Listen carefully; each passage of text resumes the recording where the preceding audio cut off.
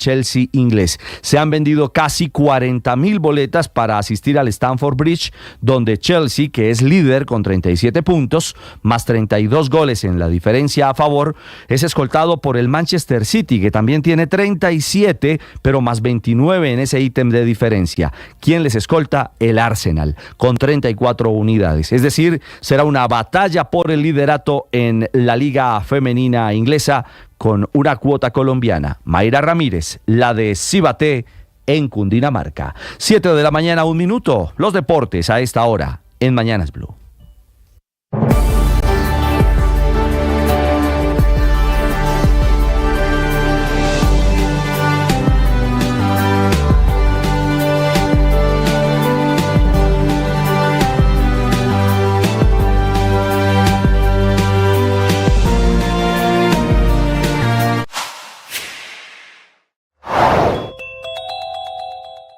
Con un no rotundo del alcalde de Bogotá, Carlos Fernando Galán, está terminando hoy la eterna pelea alrededor del metro de Bogotá. Después de una reunión anoche tarde con el ministro de Transporte, el alcalde Carlos Fernando Galán decidió que no va a modificar la primera línea del metro de Bogotá, como lo intentó hasta esta semana el presidente Gustavo Petro, que propuso, y esta fue su última carta, que el metro entre la estación Antonio Nariño y la calle 72 fuese subterráneo. Ese pedazo soterrado hubiera disparado los costos, pero ante todo traicionado el mandato con el cual fue elegido en octubre pasado el alcalde Carlos Fernando Galán. Por eso le dijo: no voy a cumplir mandato legal y mandato político para terminar el metro que está en construcción, que viene diseñado desde la época de Enrique Peñalosa. Después lo desarrolló Claudia López y lo va a terminar Carlos Fernando Galán con la esperanza de terminarlo entre el 2026 y 2028. Y ojalá sea el final de esa eterna polémica, a ver si esta ciudad, después de tantos años, después de tantas décadas, es capaz de tener una primera línea del metro de Bogotá.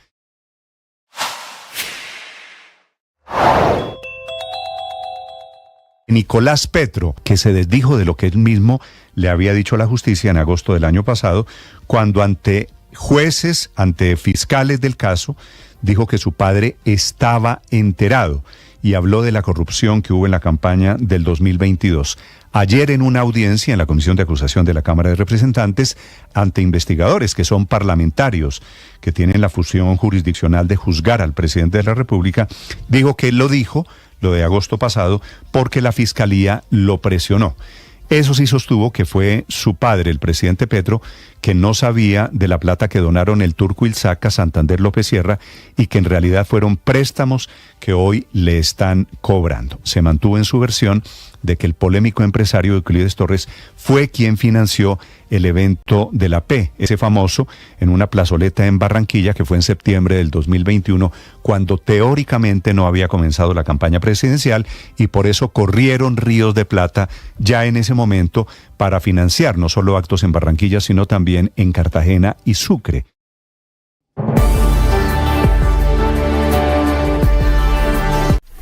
Blue Radio, Visual Radio, un año al aire.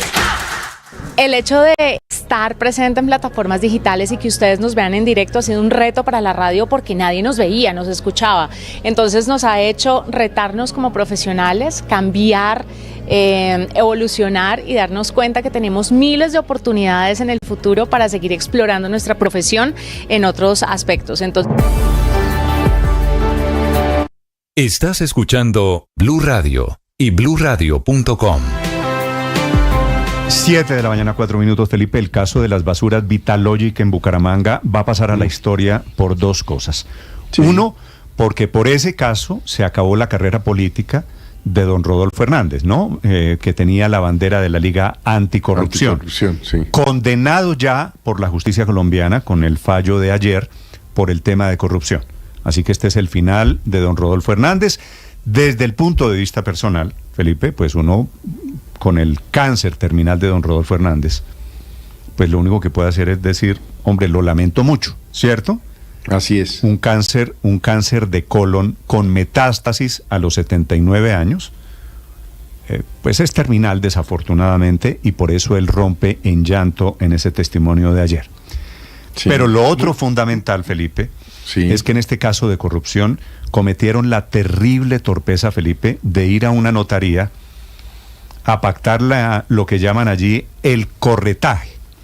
O sea, la comisión. O sea, la comisión. O sea, la coima. Sí. Entonces va el hijo del alcalde, Luis Carlos, a la notaría con los empresarios privados a pactar cómo iban a repartir la comisión. Yo no sé, Felipe, si haya muchos antecedentes de Pues una... yo no había oído que un caso de corrupción se notarizara, ¿no? Sí, se certifica, ¿no? Vamos a cumplir el acuerdo de corrupción. Uno de los firmantes de ese acuerdo, le dicen allí en Bucaramanga, de corretaje, pactando comisiones, es Luis Andelfo Trujillo, que es un empresario que termina metido en este tema y en el socio de las comisiones del hijo de Rodolfo Hernández. Señor Trujillo, buenos días. Buenos días, Néstor. ¿Cómo están? Y a todo el grupo. Sí, señor Trujillo, primero que todo quisiera preguntarle, ¿usted en el juicio a Rodolfo Hernández era testigo de qué? Yo soy testigo sobre el interés indebido de contrato. ¿Y por qué usted resulta socio del hijo de Rodolfo Hernández? Bueno, eso es algo largo. Yo soy amigo de él desde hace ya 17 años.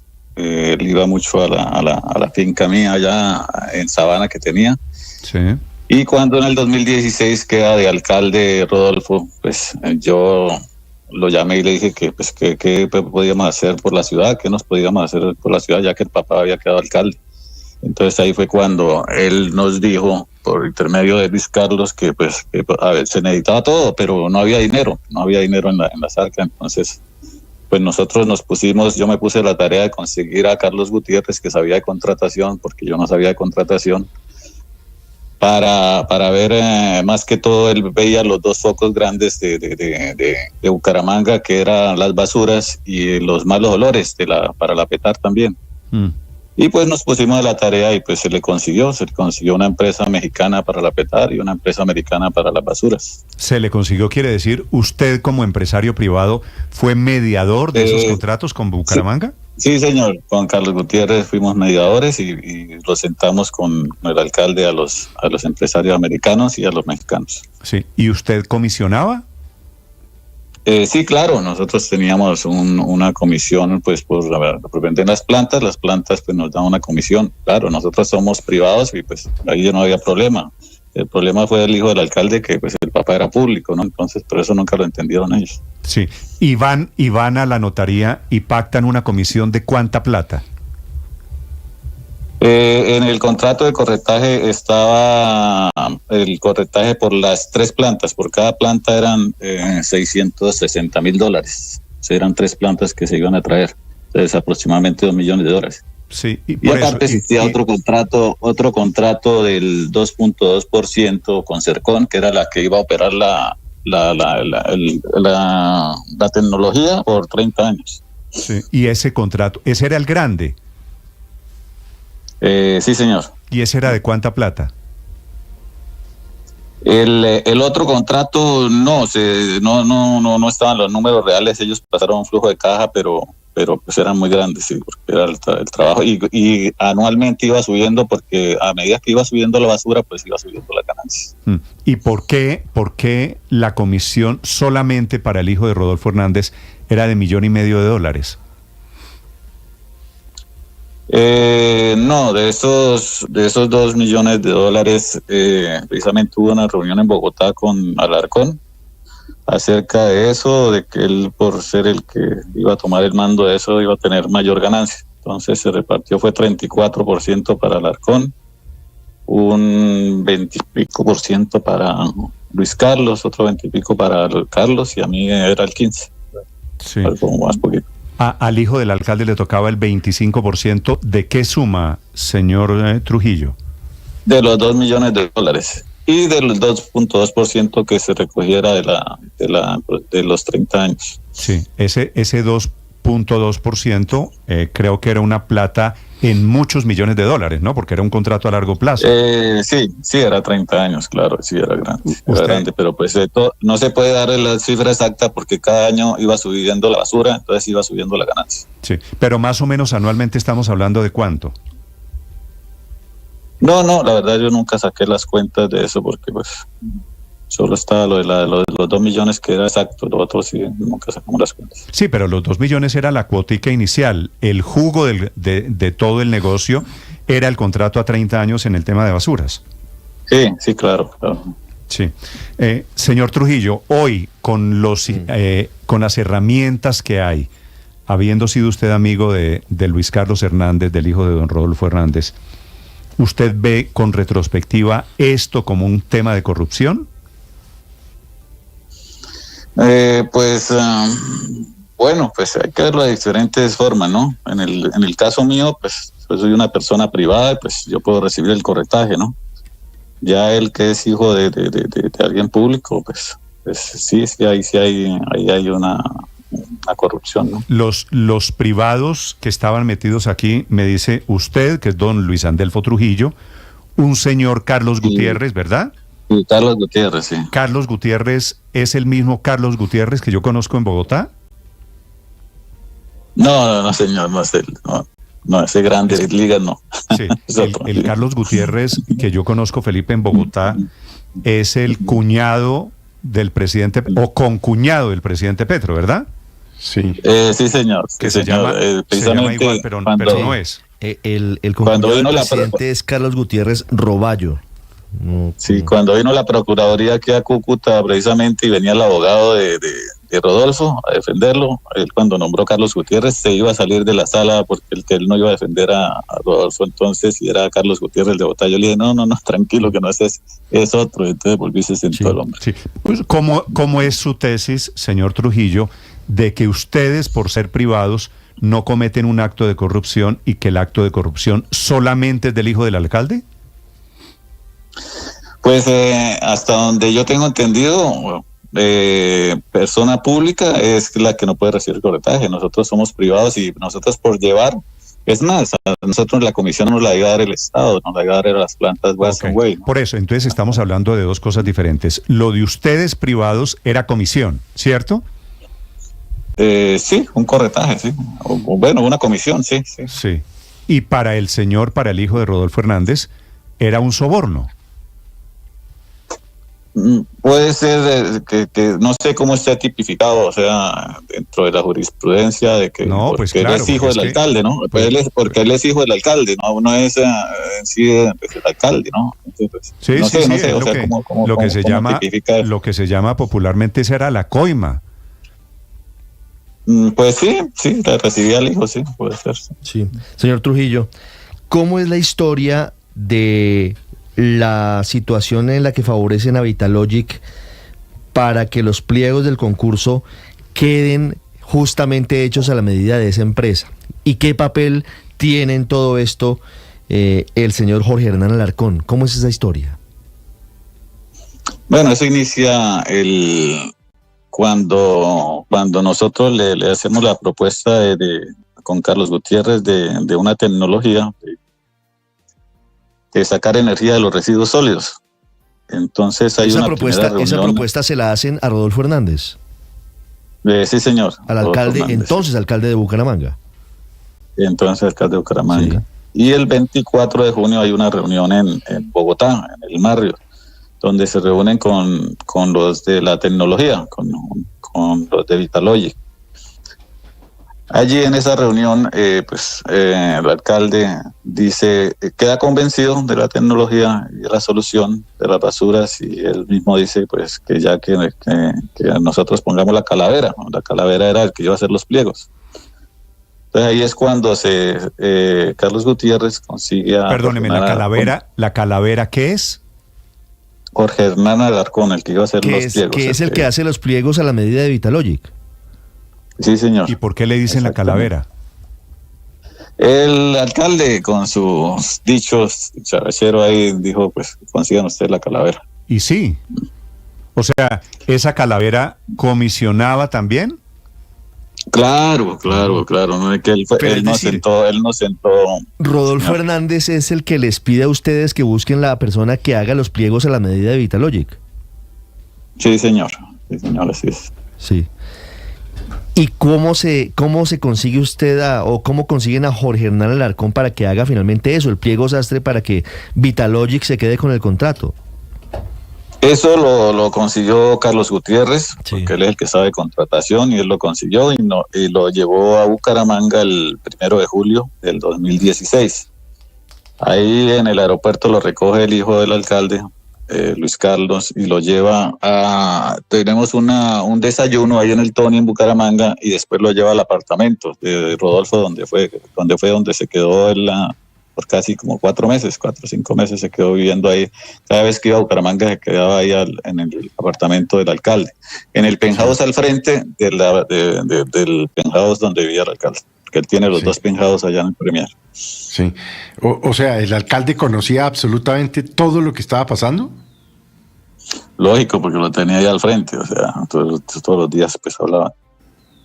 Sí. Pero el alcalde sabía que su hijo estaba ganando lo que ustedes llaman corretaje. Sí, claro, tenía que saber, como no todos los días hablaban. Y pues Sí. él una vez le dijo que así como él vendía un apartamento en HG y él recibía una comisión, él sabía que recibía comisiones, pero que no le hablara de eso. Sí. Pero usted dice sí, claro, lo tenía enfrente. ¿A quién?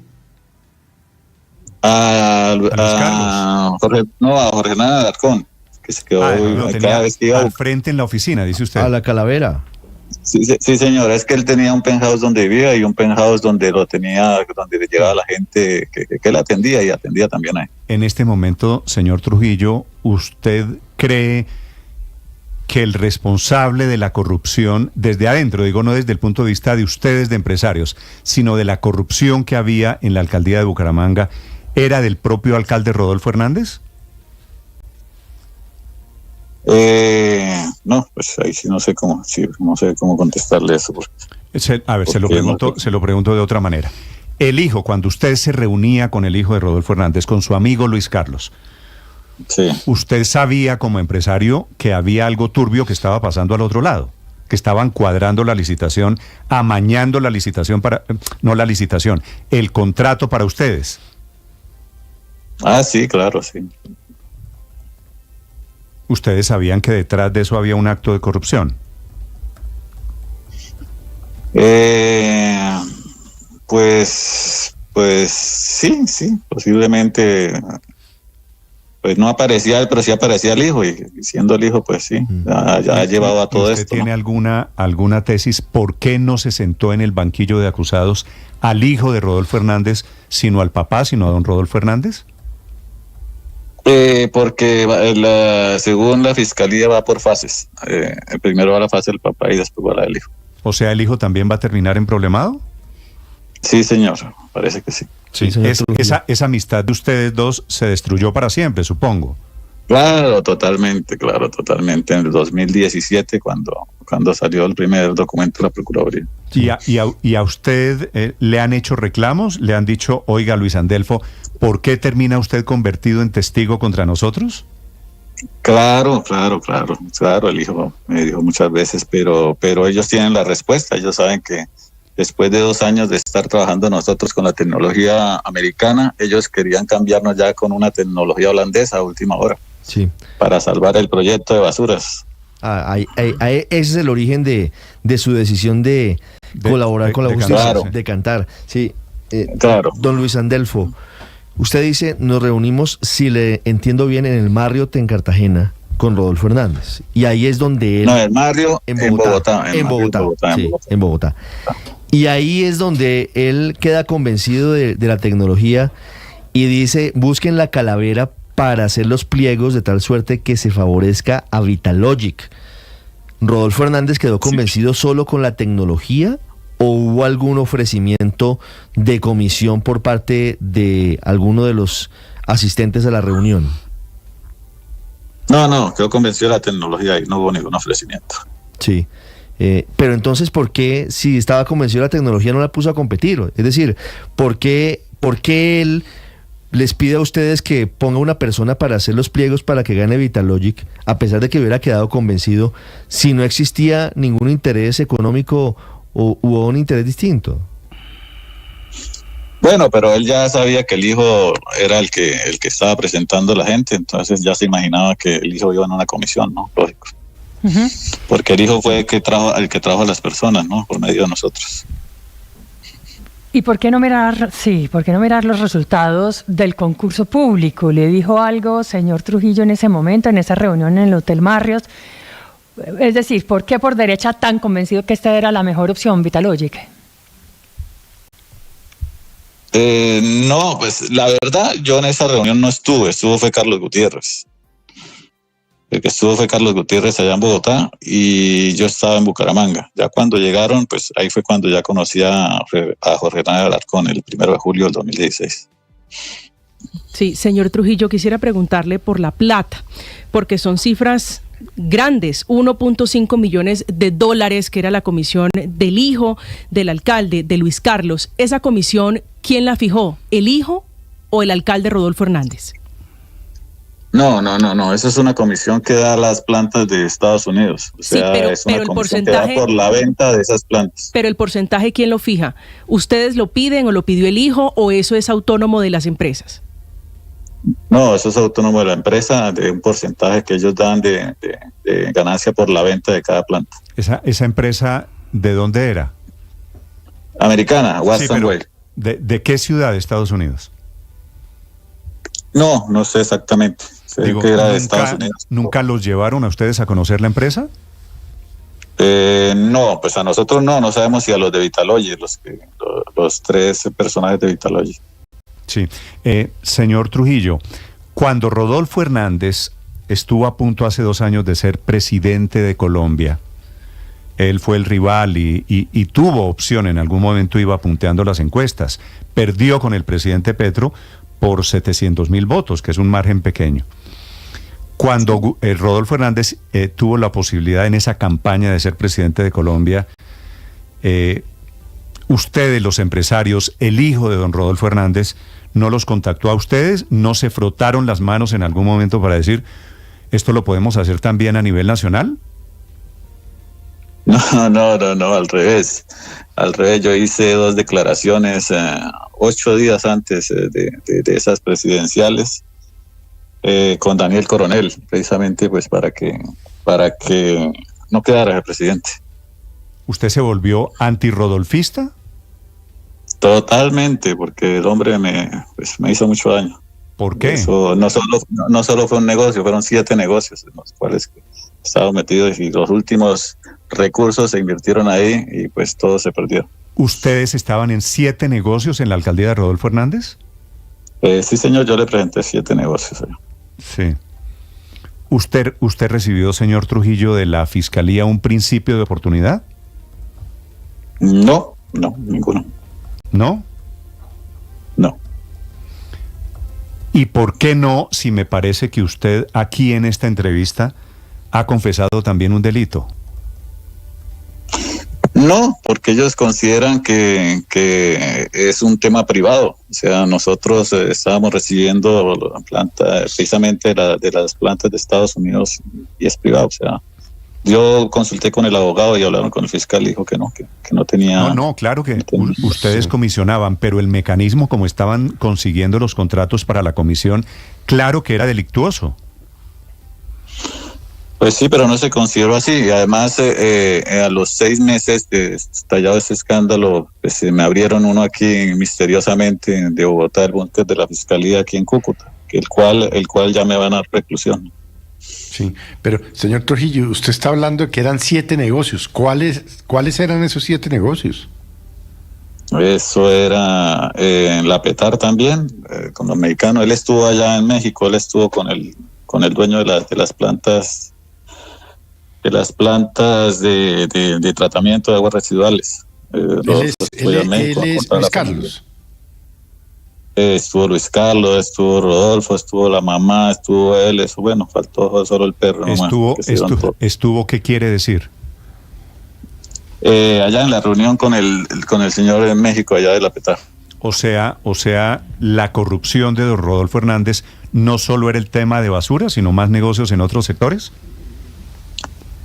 Pues sí, nosotros le presentábamos los proyectos que habían y él los estudiaba y pues sí, el apetar también iba adelante, pero después nos dimos cuenta que él estaba hablando ya por encima de nosotros y nos estaba sacando.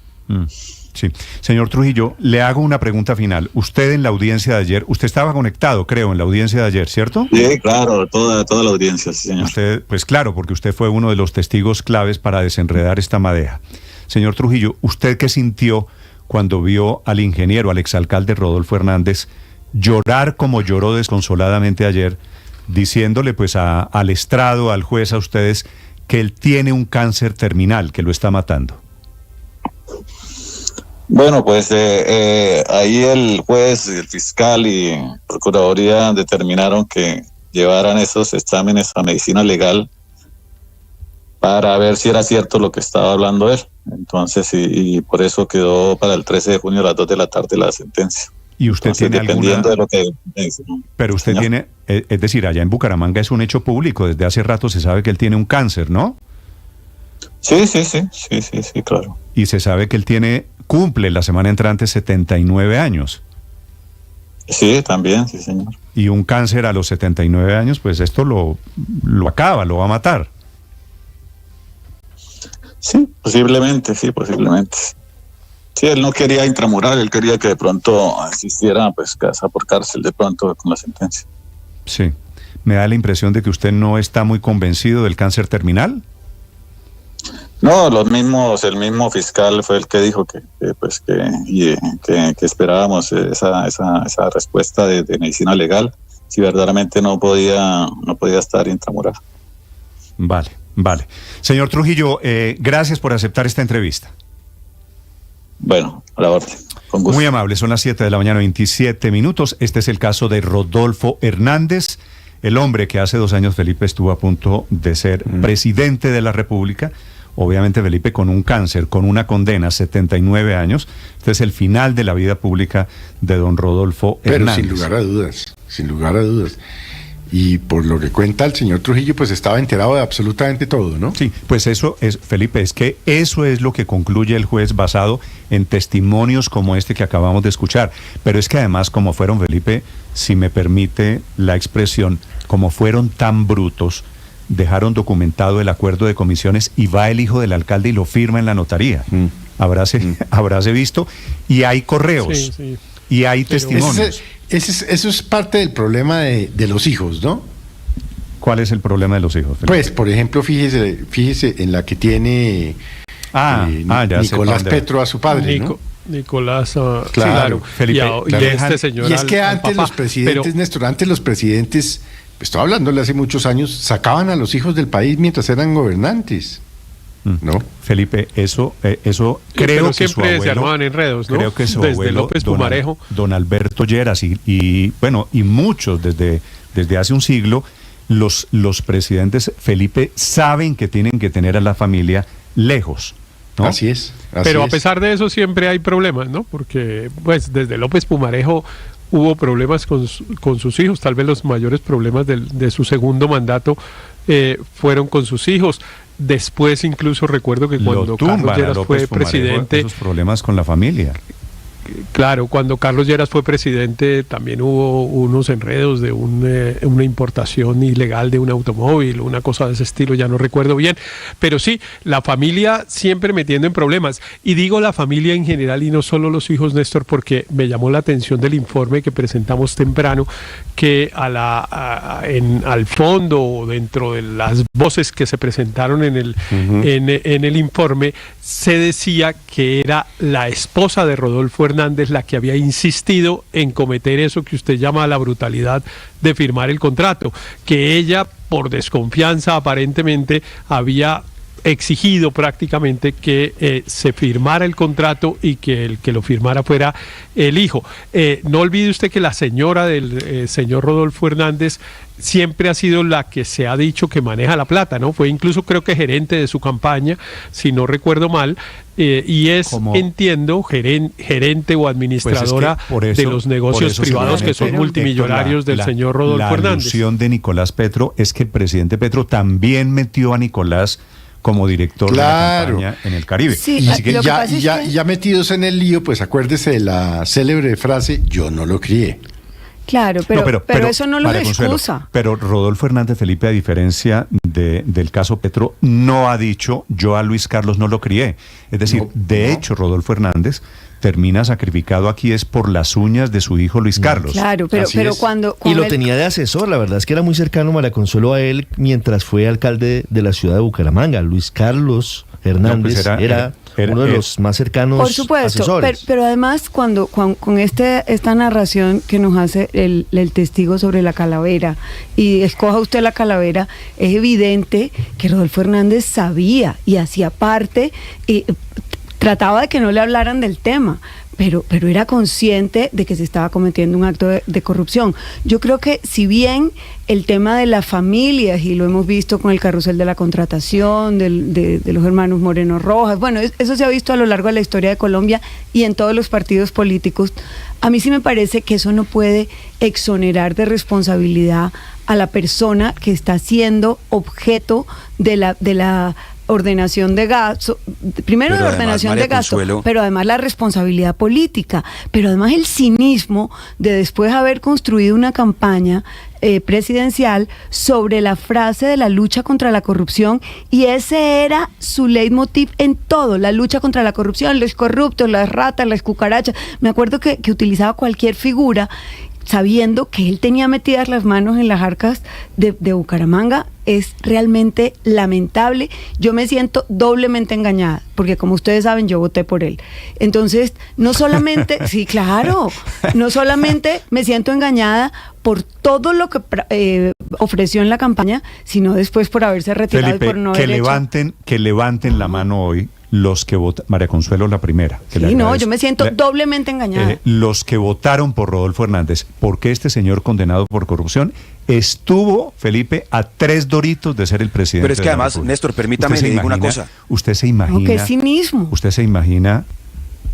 ¿qué hubiera pasado con este señor Rodolfo Hernández, presidente de la República? Digamos aquí algo con solo claridad. Hipotéticamente considere la posibilidad, si esto fue Bucaramanga, en donde pues hay unos poquitos contratos y pues, son diferentes ligas, son platas de otros tamaños.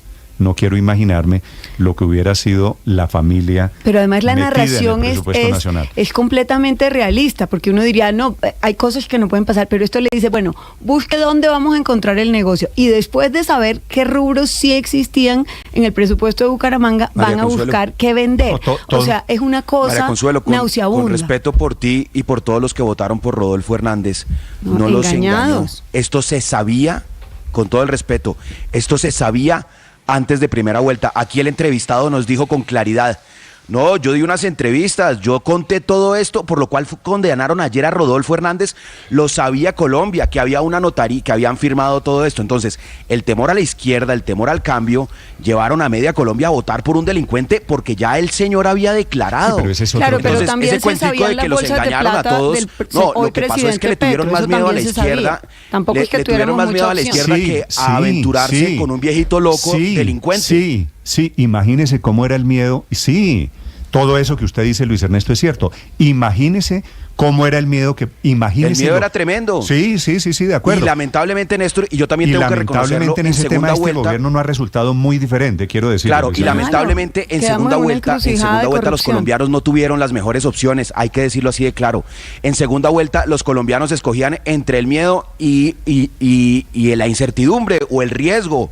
Entonces, ese es el fruto de la polarización, es que a eso nos está llevando la polarización, a que las dos opciones que pasan a segunda vuelta no son deseables para la enorme mayoría de los colombianos. La polarización se alimenta es de eso, pero además, producir pasiones. en este caso de corrupción era las bolsas de plata por un lado, la imagen de las bolsas negras de plata y Vitalogic en la otra, que no estaba aprobado. Entonces, Dios mío, de hecho, no teníamos mucha Felipe, mucha ¿usted opción. se acuerda una pelea que yo tuve en campaña aquí con Rodolfo Hernández?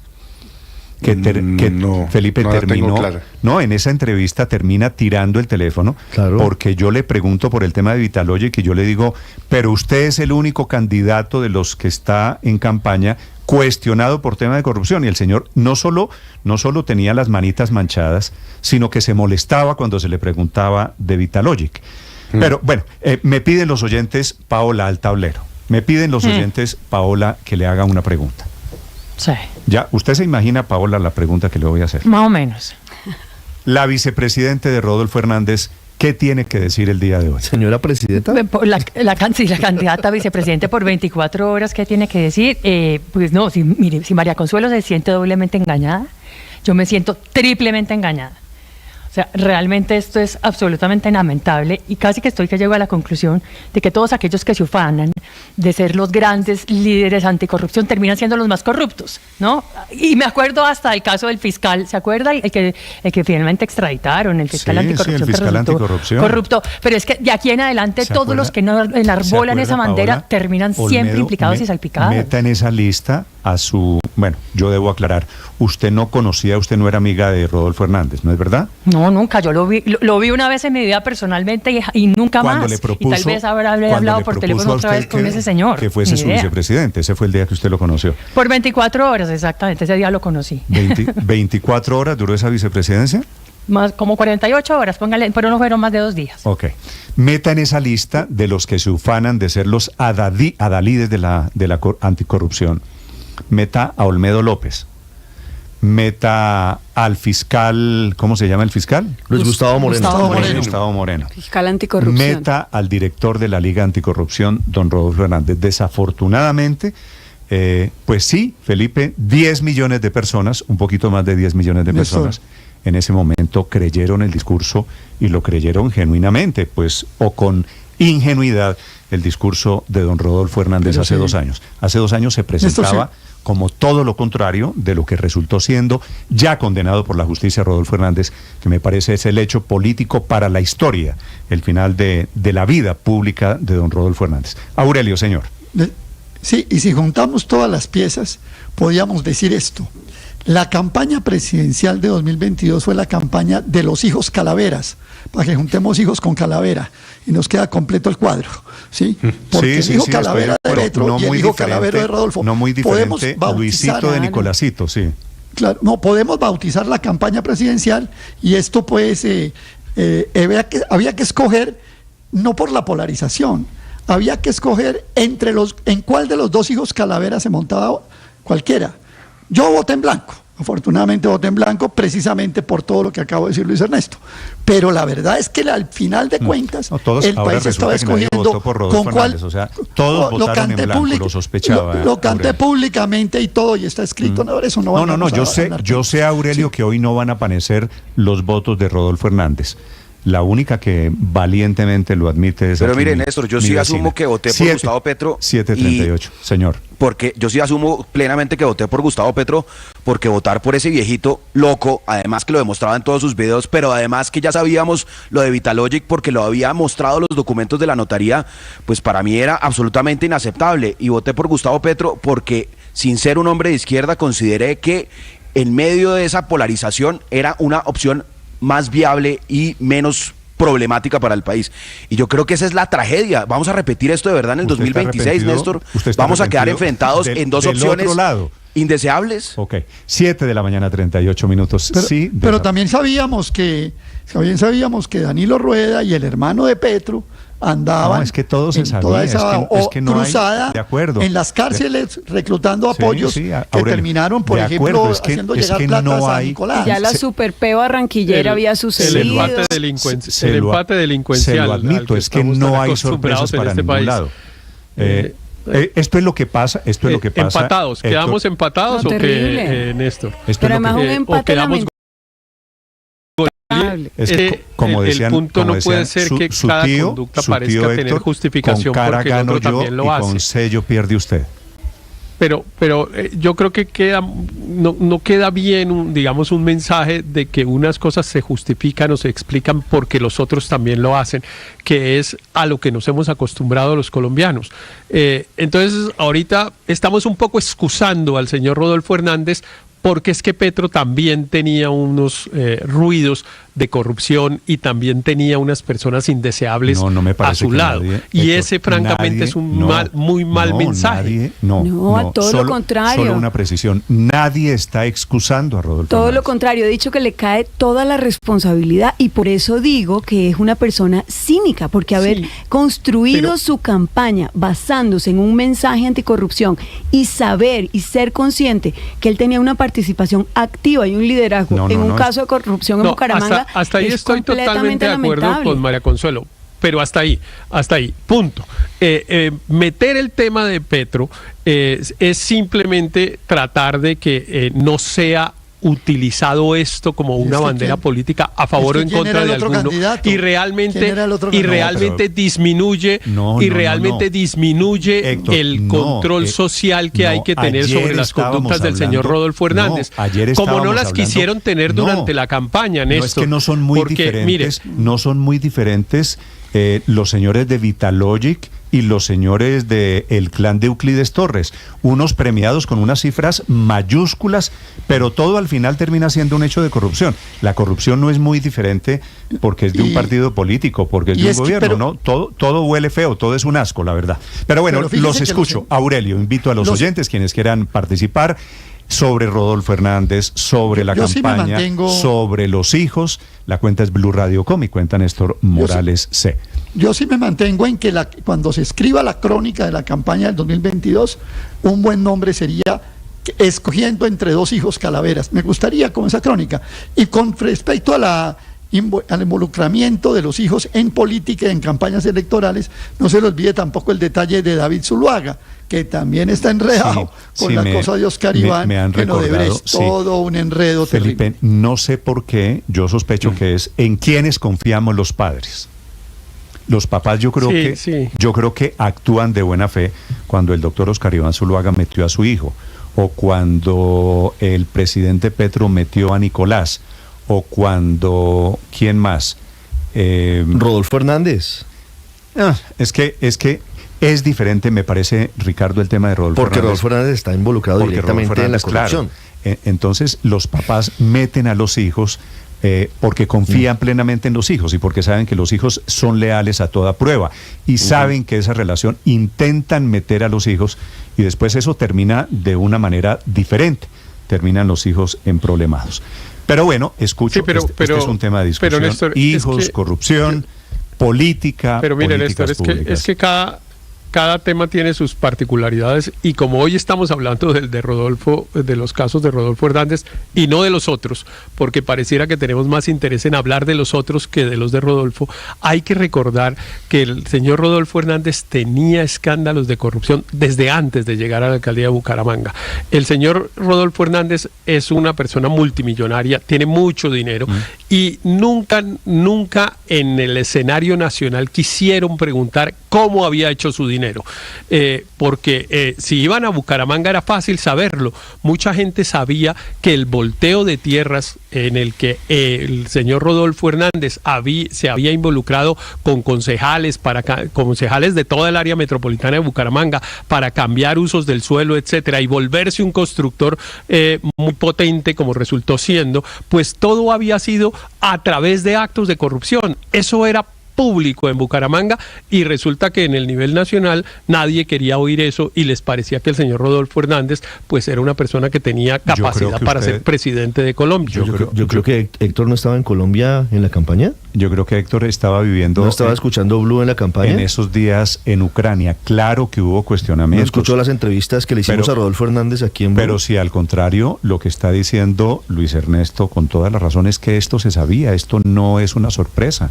Claro que se sabía todo lo que estaba pasando alrededor. Néstor, pero de hay casos de hijos de corruptos.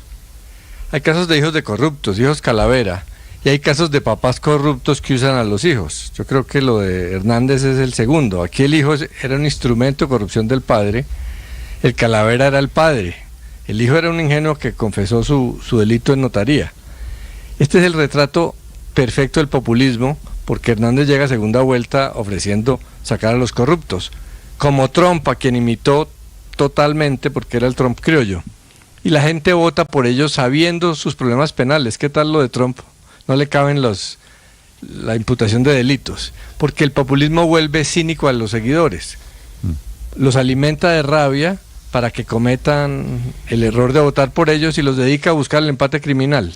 Porque la esencia del populismo es ofrecer sacar a las élites corruptas, porque es lo que permite deslegitimar al otro. El problema del populismo es que destruye la democracia al final porque deslegitima a los otros y se vuelve que ahí todo vale.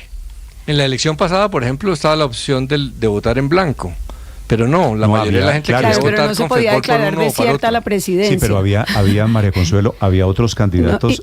Pero es que esa fue estaba cuando Fajardo. Llegamos a segunda vuelta, ese fue el drama, y por eso estamos en lo que estamos, porque es que, insisto, era o la investigación de Vitalogic, que además a la gente se le presume la inocencia hasta que no hay una sentencia, y la sentencia es de ayer, hasta donde yo entiendo. Sí. Y había también unos episodios que también eran rumores, con unas bolsas de plata, con unas platas que habían ingresado a la campaña, con ruidos de Nicolás Petro, con episodios como el de las basuras en Bogotá. Todo eso se sabía también.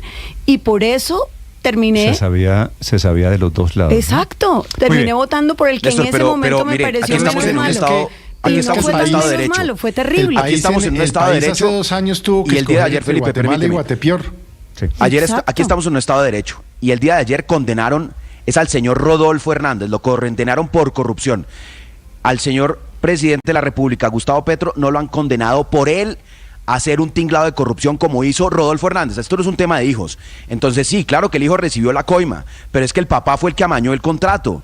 Eso... Y aunque Nicolás es un calavera, y aquí lo hemos dicho y ha sido probado, pues por lo pronto nadie ha podido demostrar que el presidente participó en un acto de corrupción, pues él lo confesó, por cuenta ¿no? de lo que el hijo estaba recibiendo. 7:47. ¿Confesó quién? No, lo confesó y luego se retractó. Nicolás, él lo confesó. Lo de las bolsas, Felipe, que me preguntan. Y dijo que su papá sabía también. Aquí algunos oyentes por las bolsas de cuando Gustavo Petro recibe en ese video las bolsas llenas de plata, ese caso, ese prescribió. Así que ese ya está... Las bolsas del señor Montes. Claro, exactamente. No se cerró porque el presidente Gustavo Petro fuera inocente, sino porque el proceso o el delito prescribió. Venció término. 7:47 minutos en Blue Radio.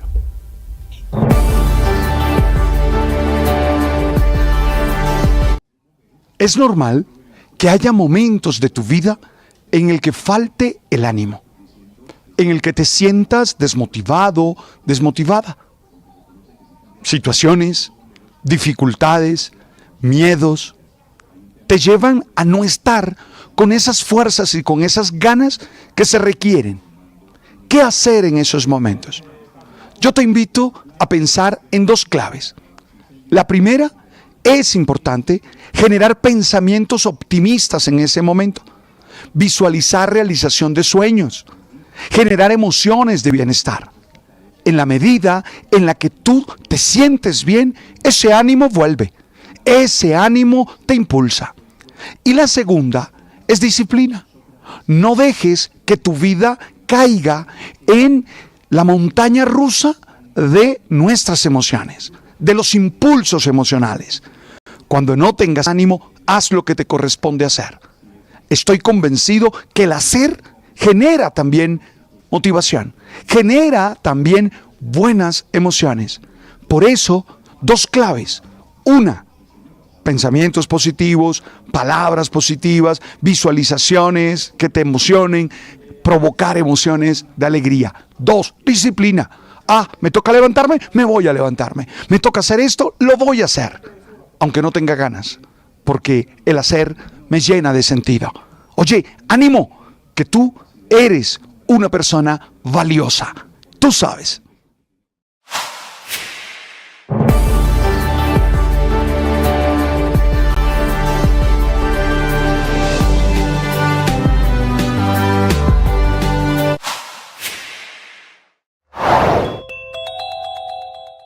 A la polémica por el futuro de la reforma a la salud se suman esta mañana al menos 19 exministros y exviceministros de salud que firmaron una declaración de apoyo a los 9 senadores que presentaron y apoyan la ponencia de archivo de esta reforma, los que ya han puesto en cuidados intensivos el proyecto que radicó el gobierno. Mientras el ministro del Interior, Luis Fernando Velasco, sigue abriendo la puerta para un consenso para salvar la reforma, una puerta que llega tarde. Exministros como Augusto Galán, Alejandro Gaviria, Beatriz Londoño, entre otros, dicen que el proyecto que está a punto de archivarse es un proyecto regresivo frente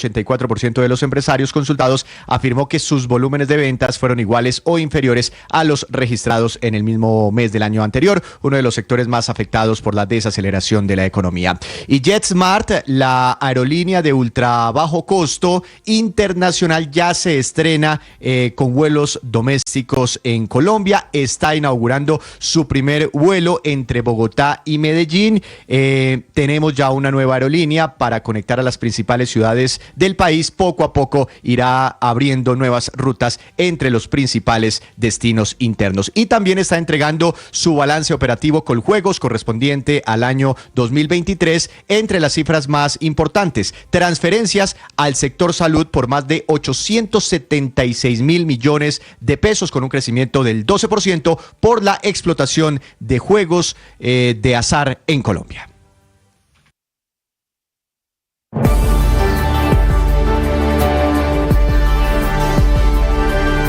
Ahora nuestro contenido no solo se escucha, también se ve. En este país, gobernador, todo es gravísimo y no pasa nada. Algunos en ese límite de la ilegalidad. Bienvenido, gracias por estar conectado. En Blue le ponemos cara a la radio, a la opinión y al debate, a los diferentes puntos de vista, al rigor periodístico, a los hechos deportivos, a la opinión, al humor y al entretenimiento. Le ponemos cara a la radio. Suscríbase a nuestros canales de Facebook y YouTube y desde las 6 a.m. hasta las 7 p.m. disfrute de toda nuestra programación en vivo. Blue, la alternativa.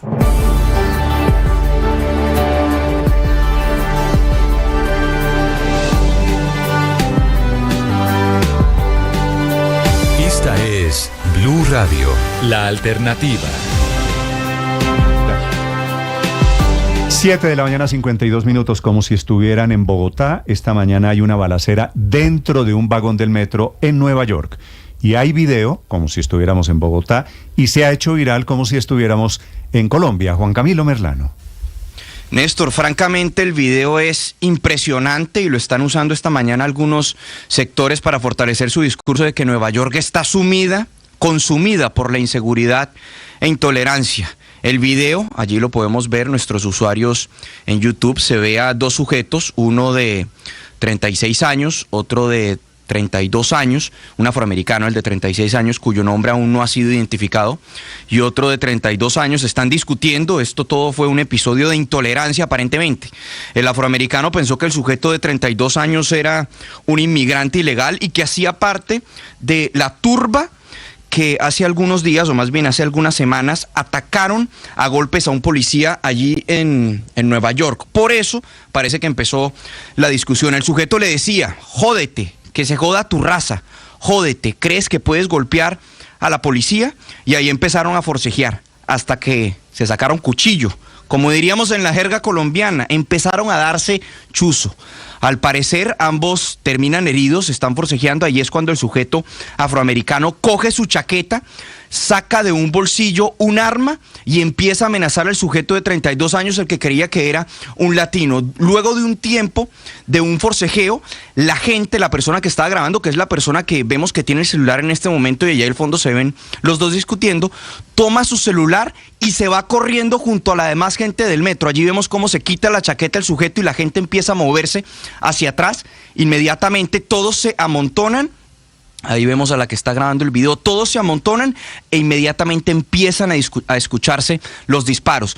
pero no fue el afroamericano el que le disparó al sujeto de 32 años que se cree latino. Allí podemos ver nuestros usuarios en YouTube. Este es el momento en el que se sacan los cuchillos y empiezan allí como a tratar cada uno de hacerse daño hacia el otro. De hecho, el que parece que al principio salió más afectado de esa confrontación fue el afroamericano. Allí podemos verlos a los dos.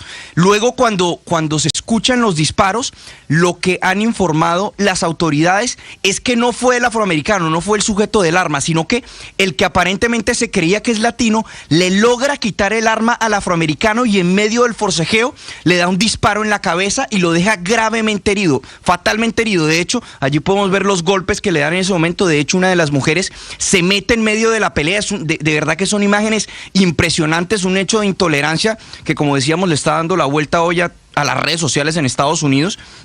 Una vez las autoridades llegan a la estación del metro, esto fue en Brooklyn, una estación en Brooklyn, toman al sujeto que se cree que es latino, el de 32 años, bajo custodia, y el afroamericano se puede ver en otro video en el piso totalmente con la cabeza, con el rostro lleno de sangre por cuenta de lo que fueron los disparos en contra de su cabeza. Lo que se ha reportado en las últimas horas es que está gravemente herido. Aún no se ha reportado si falleció, pero que sí resultó gravemente herido. Recordemos que de hecho en las últimas semanas Nueva York ha venido enfrentando una ola de criminalidad e intolerancia bastante grande en el sistema metro, a tal punto que la gobernadora de Nueva York, Katie Hochul, ordenó el despliegue de 750 oficiales de la Guardia Nacional, así como también de otros 250 oficiales de otras agencias a nivel estatal para poder controlar el nivel de criminalidad que se está presentando en las estaciones de metro de Nueva York. Este es el momento, allí nuestros usuarios en YouTube pueden ver, este es el momento en el que el sujeto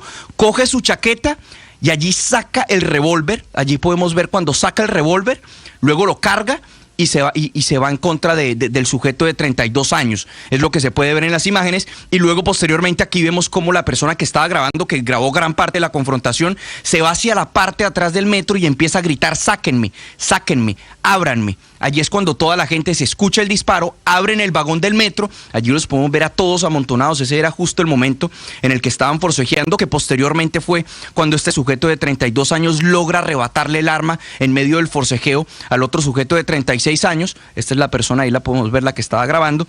Allí los podemos ver a todos saliendo desesperadamente en medio de los disparos que se escuchaban allí al fondo de este episodio de intolerancia, Néstor. Vemos cómo toda la gente corría desesperado. Hay otro video también cuando se va la policía llegando y cómo tienen toda la zona totalmente acordonada. No, es que todo transmitido casi en vivo y en directo. Y todo esto, Juan Camilo, por una silla.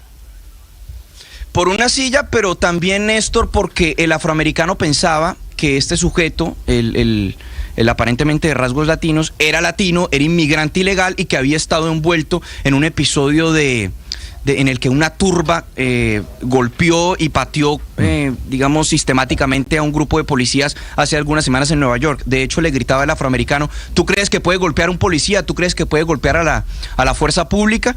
Pero en un tono muy agresivo realmente. Muy bien, gracias, Juan Camilo. Ahí está el video, 7 de la mañana, 57 minutos.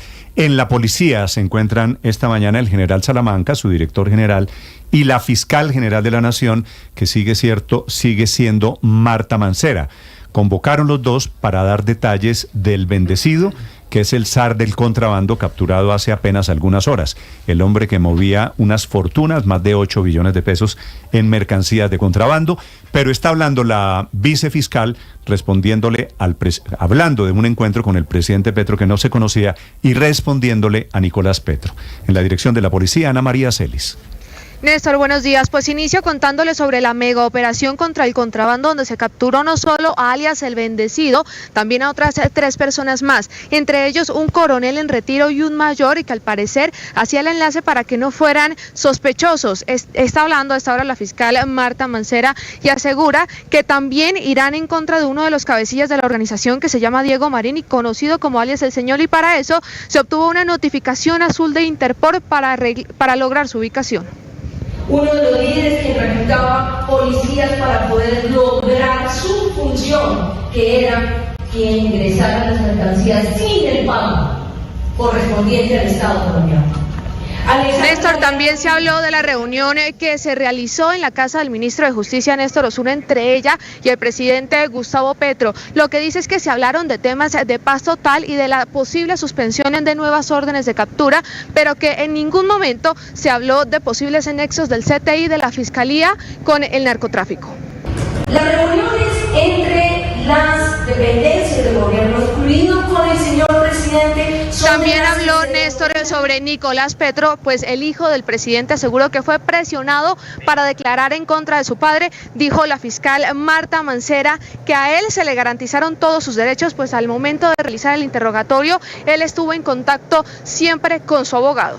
¿Qué es lo más importante? Más allá de decir se fue presionado o no fue presionado, es ¿se le garantizaron los derechos?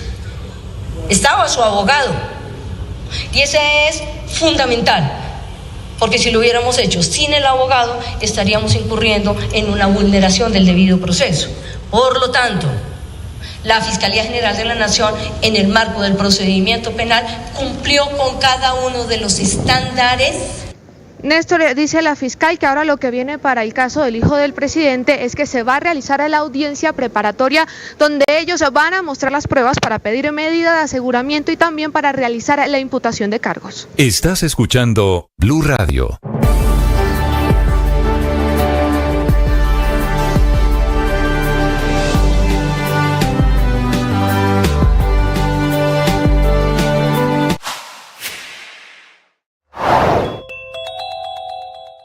En Medellín están reportando el asesinato de un hombre que era el hermano del alcalde de Andes, pero adicionalmente estaba metido en la contratación de Daniel Quintero. Los hechos ocurrieron en un restaurante ubicado en inmediaciones del municipio de Amagá, esto es en el suroeste antioqueño, donde ingresaron hombres armados para cometer un hurto.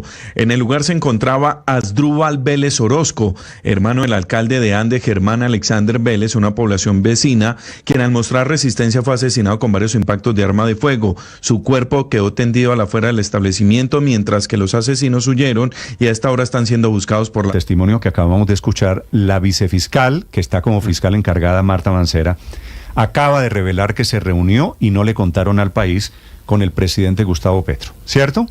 Sí. Que se reunieron durante 1 hora, ¿cierto? Sí, en la casa del doctor Osuna. En la casa del ministro de Justicia. Y no dice que Petro piensa que la